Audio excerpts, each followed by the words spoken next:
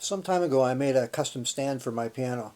The wood was scrap plywood and it was fastened together with some old IKEA hardware that I'd scavenged. Lately I've wanted to use MIDI with keyboard and my laptop, and finding a comfortable place to put it is the only problem. A quick sketch convinced me that this should be a pretty quick project. Good quality drawer slides were the solution, but there was one thing that I hadn't counted on, and that was that they worked a little too good, and there was no way to touch or type without the platform sliding away from me. Constantly going from the piano to the laptop and back, efficiency is critical. In design work, simple is always better, and the solution didn't get any simpler than this. I call it the stick. The sliders allow me to take the platform off, and I can put the stick on with just a couple of screws.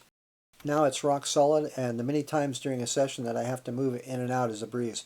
The platform also swivels and tilts, so I won't have to be reaching or twisting to get to the computer. It was simple, and it only took a few hours in the shop to make.